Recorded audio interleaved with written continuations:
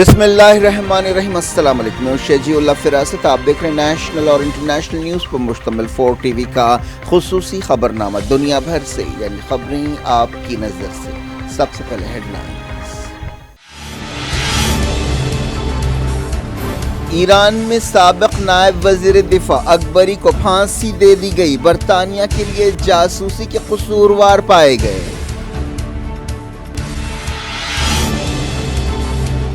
Rishi sonic نے ظالمانہ حکومت کی بزدلانہ کارروائی قرار دیا، ایمنسٹی نے کہا زندگی کے حق پر حملہ ہے۔ اسرائیلی فوج نے 2 فلسطینی نوجوانوں کو ہلاک کر دیا، حماس اور اسلامی جہاد نے شہید قرار دیا۔ ترکی سیریا کی زمین سے فوجوں کو واپس بلائے، بشار الاسد کا مطالبہ، رشیا اور ایران کے نمائندوں سے ملاقات۔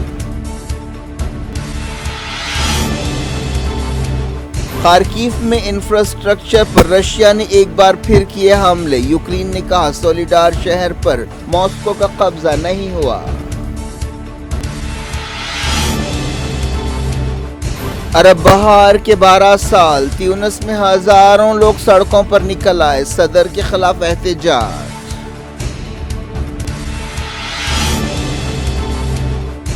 برازیل میں سرکاری عمارتوں پر حملے کے لیے سابق صدر بولسونارو کے خلاف تحقیقات شروع ہو گئیں۔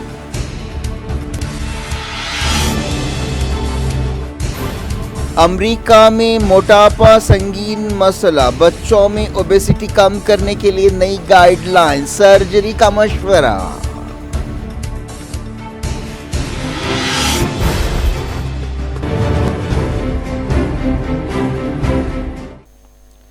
ہیڈ لائنز آپ نے دیکھی، اب خبروں کی تفصیل کی طرف آپ کو لیے چلتے ہیں۔ ایران میں ایک سابق نائب وزیر دفاع کو پھانسی پر لٹکا دیا گیا ہے، جن پر برطانیہ کے لیے جاسوسی کے الزامات لگائے گئے تھے۔ ایرانی عدالتوں کی خبریں دینے والی نیوز ایجنسی نے بتایا کہ ہفتے کی صبح برٹش ایرانین علی رضا اکبری کو پھانسی پر لٹکا دیا گیا، جنہیں زمین پر فتنے کا مجرم قرار دیا گیا اور برٹش انٹیلیجنس کے لیے جاسوسی کرتے ہوئے قومی سلامتی کے خلاف کام کرنے کا قصوروار پایا گیا۔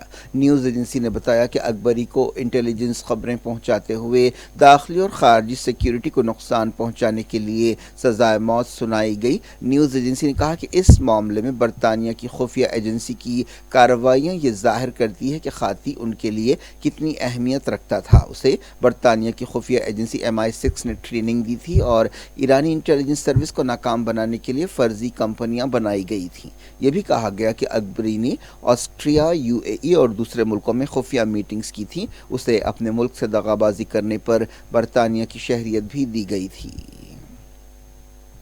British prime minister Rishi sonic نے کہا کہ ایک ظالمانہ حکومت نے جو اپنے لوگوں کے انسانی حقوق کا احترام نہیں کرتی، ایک بزدلانہ اور بے حس کارروائی کی ہے۔ وزیر خارجہ برطانیہ جیمز کلیورلی نے کہا کہ ظالمانہ حکومت کی سخت مذمت کی جانی چاہیے، اس قدم کو بخشا نہیں جانا چاہیے۔ انہوں نے اس سے پہلے اکبری کی پھانسی روکنے کا مطالبہ کیا تھا اور کہا تھا کہ ایک ظالمانہ حکومت جو انسانی زندگی کا کوئی احترام نہیں کرتی نے سیاسی وجوہات کی بنا پر انہیں سزائے موت سنائی ہے۔ امریکہ نے بھی پھانسی روکنے کا مطالبہ کیا تھا۔ اکبری پر الزام ہے کہ انہوں نے ایران کے دارالحکومت تہران میں 2020 میں ہلاک کیے جانے والے نیوکلیئر سائنٹسٹ محسن فخری زادہ اور کئی دوسرے ایرانی عہدیداروں کے بارے میں خبریں پہنچائی تھیں۔ محسن فخری زادہ کی ہلاکت کے لیے ایران نے اسرائیل کو ذمہ دار ٹھہرایا تھا۔ ایرانی عدلیہ کا کہنا ہے کہ اکبری نے 2004 میں برٹش انٹیلیجنس کے لیے کام کرنا شروع کیا اور اس کے 5 سال بعد ملک چھوڑ کر چلے گئے۔ 2009 میں برطانیہ نے ان سے کہا تھا کہ وہ ایران واپس جائیں۔ اس کے بعد اکبری ایران میں داخل ہوئے اور کئی سال رہے۔ اس دوران وہ اپنی سرگرمیاں انجام دیتے رہے اور آخرکار انہیں 2019 میں گرفتار کیا گیا۔ کچھ دن پہلے ایران کی سرکاری نیوز ایجنسی ایرنا نے اکبری کے اقبالی بیان کا ویڈیو جاری کیا تھا۔ اکبری 1997 سے 2005 تک ایران کے موجودہ سیکیورٹی چیف اور وزیر دفاع علی شمخانی کے قریب رہے اور اس وقت وہ ان کے نائب بھی تھے۔ اکبری کے خاندان نے برٹش میڈیا کو بتایا کہ وہ بے قصور ہیں اور ایران کے سیاسی کھیلوں کا شکار ہوئے ہیں۔ علی رضا اکبری کے گھر والوں کو پچھلے چہارشنبے کو آخری ملاقات کے لیے جیل آنے کے لیے کہا گیا تھا۔ ان کی بیوی نے بتایا کہ ملاقات کے بعد اکبری کو قید تنہائی میں رکھا گیا۔ علی رضا اکبری نے اپنا ایک آڈیو پیام بھی جاری کیا تھا جس میں کہا گیا تھا کہ وہ کچھ سال سے ملک سے باہر رہے۔ انہیں ایک اعلیٰ عہدیدار کی طرف سے ایران دورے کی دعوت دی گئی۔ ایران پہنچنے پر ان پر الزام لگایا گیا کہ انہوں نے علی شمخانی سے پرفیوم کی بوتل اور ایک شرٹ کے بدلے خفیہ معلومات حاصل کی۔ اکبری نے یہ بھی الزام لگایا تھا کہ انٹیلیجنس ایجنسیوں نے ان سے 3500 سے زیادہ گھنٹے پوچھ تاچھ کی اور ٹارچر کیا۔ انہوں نے یہ بھی کہا تھا کہ ایران انہیں پھانسی دے کر برطانیہ سے بدلہ لینا چاہتا ہے۔ ایران میں حالیہ عرصے میں 41 لوگوں کو موت کی سزا سنائی گئی ہے۔ انہیں مہسا امینی کی موت پر احتجاج کے دوران گڑبڑ اور فسادات کے سلسلے میں سزا سنائی گئی۔ ان میں سے 4 لوگوں کو پھانسی پر لٹکایا گیا ہے۔ مغربی ملکوں نے ان سزاؤں پر تنقید کی ہے۔ ایمنسٹی انٹرنیشنل نے ایران کے سابق نائب وزیر دفاع اکبری کی پھانسی کو وحشتناک قرار دیا ہے اور کہا ہے کہ یہ زندگی کے حق پر حملہ ہے۔ انسانی حقوق کی تنظیم نے یہ بھی الزام لگایا کہ اکبری کو کچھ کیمیکلز پلائے گئے، اس کے بعد ان سے زبردستی اقبالی بیان لیا گیا۔ ایمنسٹی نے برطانیہ کی حکومت سے مطالبہ کیا کہ ٹارچر کے ان الزامات کی چھان بین کی جائے اور ایرانی عہدیداروں کو جواب دہ بنایا جائے۔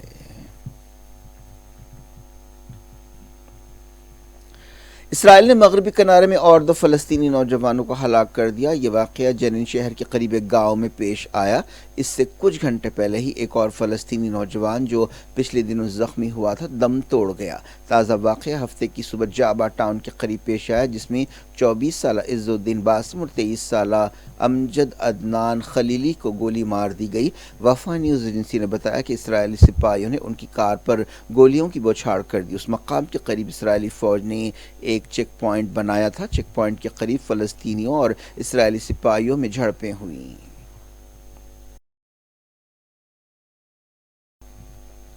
اس دوران 2 ہفتے پہلے کفردان گاؤں میں اسرائیلی فوج کی گولی سے زخمی 19 سالہ فلسطینی نوجوان یازان سمر جعفری اپنے زخموں کی تاب نہ لا کر چل بسا۔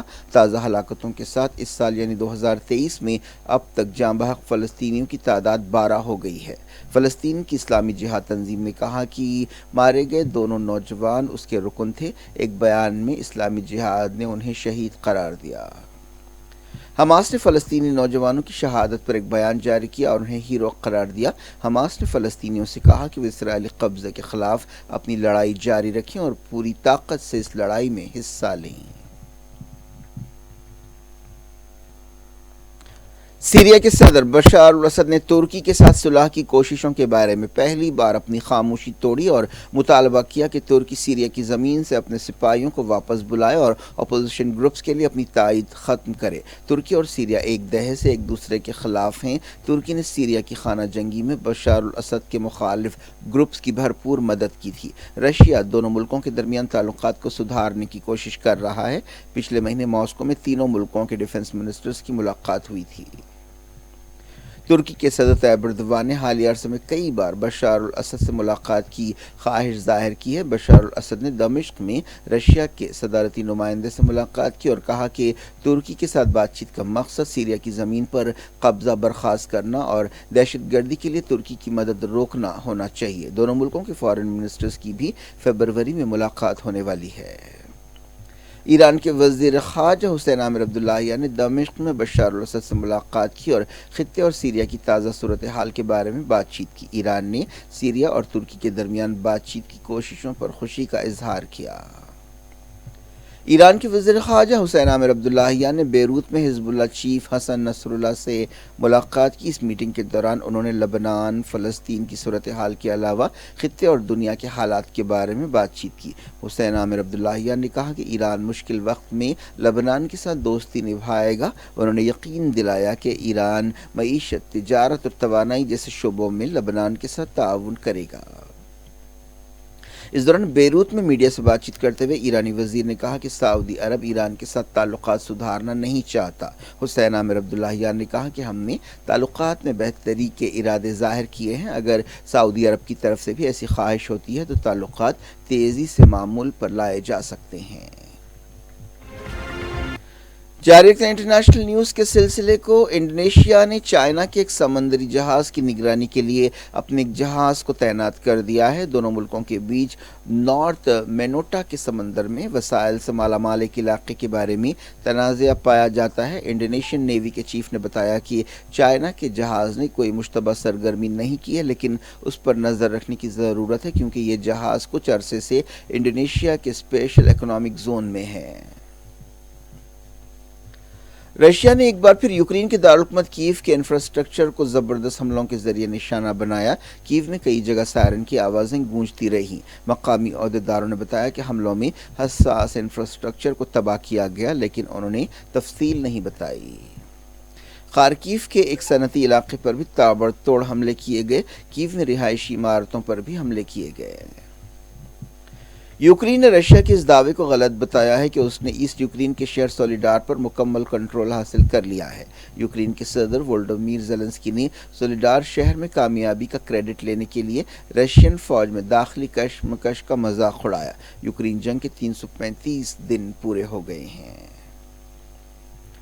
यूरोपीय मुल्क यूक्रेन को जदीद टैंक्स भेजने की तैयारी कर रहे हैं। सदर ज़ेलेंस्की ने ऐसे हथियार देने की दरख्वास्त की थी। रशिया के अहदेदार कई बार कह चुके हैं कि यूक्रेन जंग यूक्रेन और मॉस्को के दरमियान लड़ाई नहीं है, बल्कि ये रशिया और मगरबी मुल्कों ख़ास तौर पर अमरीका और नाटो के दरमियान जंग है। ट्यूनीशिया में सदारती हुकूमत के खिलाफ बड़े पैमाने पर एहतजाज किया गया। ट्यूनिस से ही अरब बहार का आगाज़ हुआ था। अरब बहार के 12 साल पूरे होने के मौके पर हफ्ते को हज़ारों लोग सड़कों पर निकल आए। पिछले महीने ट्यूनिस में होने वाले इलेक्शंस पर तनाज़ा पैदा हुआ था। इन इलेक्शंस में सिर्फ 11% वोटर्स ने वोट दिया था। सदर कैस सईद पर इल्ज़ाम है कि वो डिक्टेटर बनने और इनकलाब को हाईजैक करने की कोशिश कर रहे हैं। उन्होंने 2021 में पार्लियामेंट तोड़ दी थी। ब्राज़ील की सुप्रीम कोर्ट ने पिछले हफ्ते ब्राज़ीलिया में सरकारी इमारतों पर हमलों के सिलसिले में साबिक़ सदर जायर बोल्सोनारो के खिलाफ तहक़ीक़ात शुरू की हैं। बोल्सोनारो के हामियों ने पार्लियामेंट, सुप्रीम कोर्ट और दूसरी इमारतों पर हमला कर दिया था और इलेक्शंस के नतीजे कबूल करने से इनकार कर दिया था। इन इलेक्शंस में लेफ्टिस्ट लीडर इनासियो लुला डा सिल्वा ने कामयाबी हासिल की। इस गड़बड़ से 2 साल पहले अमरीका में कैपिटल हिल पर साबिक़ सदर डोनाल्ड ट्रंप के हामियों के हमले की याद ताज़ा हो गई है। पेरू की सदर डीना बोलार्ते ने उनके खिलाफ मुजाहरों के बावजूद इस्तीफ़ा देने से इनकार कर दिया है। सदर ने कहा कि तशद्दुद पसंद और कट्टर ग्रुपों की तरफ से कुछ आवाज़ें उठ रही हैं और इस्तीफ़ा मांग रही हैं। मैं उनसे कहना चाहती हूँ कि मैं इस्तीफ़ा नहीं दूंगी। सदर ने कहा कि ये लोग बदअमनी, फसाद और तबाही मचा रहे हैं। जब से दिसंबर में साबिक़ सदर पेड्रो कैस्टिलो को हटाया गया है और गिरफ्तार किया गया है, मुल्क में मुसलसल गड़बड़ हो रही है और झड़पें हो रही हैं। इन झड़पों में कम से कम 42 लोग मारे गए हैं। चाइना से मिलने वाली एक रिपोर्ट में कहा गया है कि 60,000 मौतें हुई हैं, जिनमें दिसंबर के शुरू से कोविड की अलामतें पाई गई थीं। इनमें 5,503 मौतें कोविड-19 से सांस लेने में तकलीफ की वजह से हुई हैं। 54,435 मौतों का ताल्लुक कोविड से मुताल्लिक दूसरी बीमारियों से है। चाइना के नेशनल हेल्थ कमीशन ने बताया कि ये फिगर सिर्फ हॉस्पिटल्स के हैं और ऐसा डर है कि घरों में भी ऐसी कई मौतें हुई होंगी। इंडिया में कोविड से मुताल्लिक़ टास्क फोर्स ने कहा है कि मुल्क में ओमिक्रॉन की ज़ैली शक्लों की वजह से किसी नई लहर का इम्कान नहीं है। इस पैनल में कई एक्सपर्ट शामिल है। अमेरिका में अहदेदारों ने बाज़ नई गाइडलाइंस जारी की हैं, जिनमें कहा गया है कि मोटे बच्चों का जायज़ा लिया जाए और उनके मोटापे का फौरी इलाज किया जाए। अमेरिका में मोटापा, ख़ास तौर पर चाइल्ड ओबेसिटी, एक संगीन मसला बनता जा रहा है। कहा गया कि ज़रूरत पड़ने पर ऐसे बच्चों की सर्जरी की जाए। रिपोर्ट में कहा गया कि अगर बच्चों में मोटापे का इलाज नहीं किया गया तो इससे 14.5 मिलियन बच्चों में सेहत के मसाइल पैदा हो सकते हैं, जिनमें ब्लड प्रेशर, डायबिटीज़ और डिप्रेशन शामिल है। अमेरिका के centre for disease control and protection ने बताया कि मोटापे से 20% से ज़्यादा अमेरिकी बच्चे मुतासर हैं। 42% बड़े भी मोटापे का शिकार हैं। तमिलनाडु की हुक्मरान डीएमके और गवर्नर के दरमियान कशमकश एक नई इंतहा को पहुंच गई है। रियासती हुकूमत की तरफ से मंजूर किए गए खुतबे के कुछ हिस्से छोड़ देने पर यह तनाज़ा पैदा हुआ है। इस हिस्से में بی آر امبیڈکر اور پیریار جیسے لیڈرز کے نام شامل تھے۔ ڈی ایم کے ایک لیڈر نے گورنر این آر روی پر تنقید کرتے ہوئے کہا کہ اگر وہ امبیڈکر کا نام نہیں لے سکتے تو انہیں کشمیر میں چلے جانا چاہیے تاکہ انہیں انتہا پسند گولی مار دیں۔ ڈی ایم کے نے اس بیان سے بے تعلقی کا اظہار کیا ہے۔ سی بی آئی نے ہفتے کو دہلی کے ڈیپٹی چیف منسٹر منیش سسوڈیا کے دفتر پر ایکسائز پالیسی کیس کے سلسلے میں دعویٰ کیا۔ سسوڈیا کے خلاف اس کارروائی کو معمول کی کارروائی قرار دیا گیا، لیکن عام آدمی پارٹی نے اس پر تنقید کی۔ کیا کچھ ہو رہا ہے آپ کی دنیا میں؟ آخر میں ہیڈ لائنز دنیا بھر سے ایک بار پھر دیکھتے ہیں۔ ایران میں سابق نائب وزیر دفاع اکبری کو پھانسی دے دی گئی، برطانیہ کے لیے جاسوسی کے قصوروار پائے گئے۔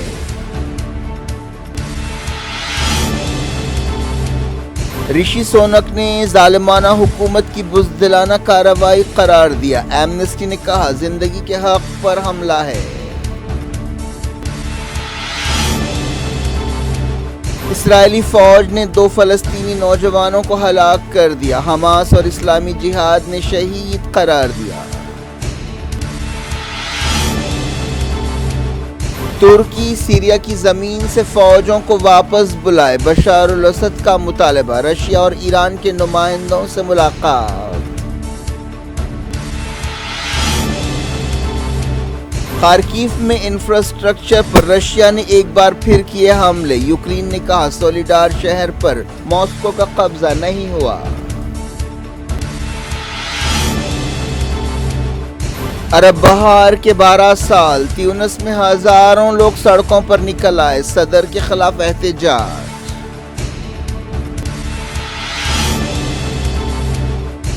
برازیل میں سرکاری عمارتوں پر حملے کے لیے سابق صدر بولسونارو کے خلاف تحقیقات شروع ہو گئیں۔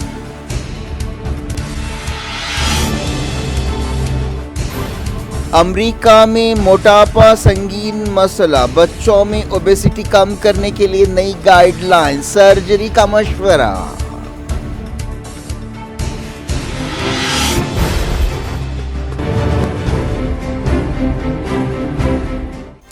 یہ تھی آج کی خبریں۔ شجول افراست کو دیں اجازت اور اپنا بے حد خیال رکھیں۔ اللہ حافظ۔